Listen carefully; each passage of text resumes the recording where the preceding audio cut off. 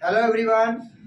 सबसे पहले मैं दिवाकर इंटरनेशनल फिजिक्स क्लास की तरफ से आप सभी को 77वां स्वतंत्रता दिवस पे ढेर सारी शुभकामनाएं देता हूं। हम सभी जानते हैं कि आज पूरा देश 77वां स्वतंत्रता दिवस बड़ी हर्षोल्लास के साथ मनाया जा रहा है। आज से 76 साल पहले हमारा भारत माँ ब्रिटिश के गुलामी की जंजीरों से मुक्त हुआ। वैसे तो आज़ादी की लड़ाई या आज़ादी की संघर्ष की कथा इतनी बड़ी है कि एक दिन में उसको वर्णन नहीं किया जा सकता।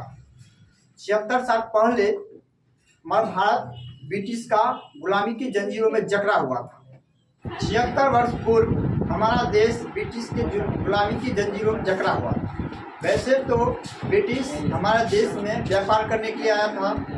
व्यापार करते करते हम सबको धीरे धीरे अपने अधीन कर लिया और पूर्ण रूप से हमारे देश को गुलामी की जंजीरों में जकड़ लिया। तो ब्रिटिशों ने हमारे ही भारतीयों पे अत्याचार करने लगे, शोषण करने लगे और हमारे देश की संपत्तियों को वो लूटने लगे।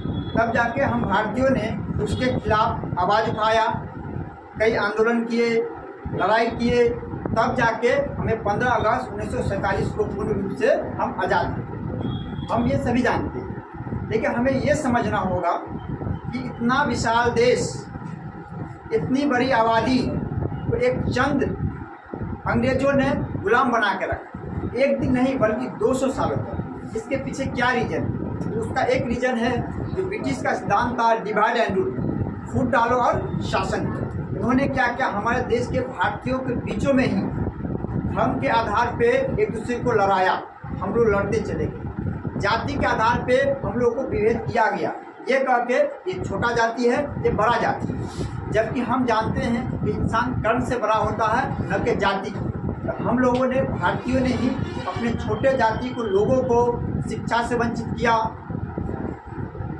सामाजिक दृष्टिकोण से, राजनीतिक दृष्टिकोण से और आर्थिक दृष्टिकोण हम लोगों ने कमज़ोर किया। इतना कमज़ोर किया कि हम कभी एक हो ही नहीं पाए, जिसका फायदा ब्रिटिश उठाया करते थे। हम लोगों को जेंडर के आधार पर डिस्क्रिमिनेट किया गया कि ताकि वो कभी मजबूत ना हो सके। हम लोग को क्षेत्र के आधार पर बांटा गया, हम लोग को भाषा के आधार पर बांटा गया। हम लोग बढ़ते गए और देश टुकड़े टुकड़े होते गए और इस पर ब्रिटिश अपना शासन चलाता रहा। हमें ये समझने की ज़रूरत है, जब हमारा देश ब्रिटिश के खिलाफ आंदोलन किए, तब जाकर हम सबों ने मिल के, चाहे वो कोई धर्म था, चाहे कोई जाति था, चाहे कोई जेंडर हो, चाहे कोई क्षेत्र हो, चाहे कोई भाषा हो, सब ने मिल के एक साथ हम लोगों ने ब्रिटिश के खिलाफ आंदोलन किया और तब जाकर अंततः हम ब्रिटिश को अपने देश से भगा दिए और हमारा देश से स्वतंत्र हुआ। तो हमें यही समझना है कि हमारा भी कर्तव्य बनता है इस देश को मजबूती कैसे लाएं, हम इस देश को कैसे सशक्त करें। तो सबसे पहला हमारा भी कुछ कर्तव्य है, ताकि कोई दूसरा देश पुनः आके हमारे देश को कब्जा न कर सके। पहला कर्तव्य है कि हमारा फर्ज बनता है कि इस देश की एकता, अखंडता और संप्रभुता की रक्षा करना हमारा कर्तव्य है। हमारा कर्तव्य है कि हम संविधान के हर नियम को पालन करें। हमारा धर्म है कि हम अपने राष्ट्रीय आदर्श, राष्ट्रीय संस्थान, राष्ट्रीय गान, राष्ट्रीय ध्वज को हम रक्षा करें, उनका आदर करें, सम्मान करें। हमारा एक जिम्मेदार नागरिक होने का फर्ज बनता है कि हम अपने देश के लोगों के बीच भातृत्व की भावना और आपसी समरसता लाने की कोशिश करें। हमें आपस में नहीं लड़ना है, बल्कि आपस में मिलजुल के रहना है। हमारा फर्ज बनता है कि हर बच्चों को शिक्षा दी जाए। हमारा धर्म बनता है कि जो बगल में अगर कोई शिक्षा से वंचित हो, उसको शिक्षा दिया जाए।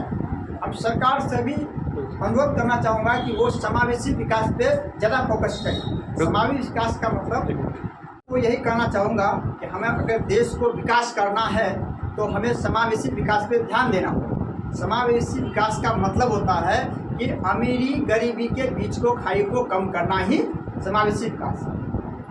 लड़के लड़कियों के बीच में विभेद को कम करना ही समावेशी विकास है।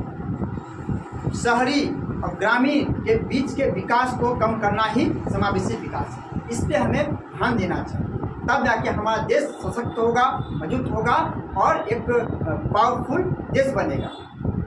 उसके साथ साथ भी हम लोगों का भी जिम्मेदारी बनता है कि हम लोग बच्चों को अच्छी शिक्षा दें, अच्छा संस्कार दें, अच्छा नैतिक दें, ताकि वो देश को अच्छे से चला पाए, कि हमारे बच्चे इस देश के भविष्य होते हैं, उसी पे हमारा देश टिका होता है। इन शब्दों के साथ अपने वाणी को ध्यान देता हूँ। जय हिंद, जय भारत।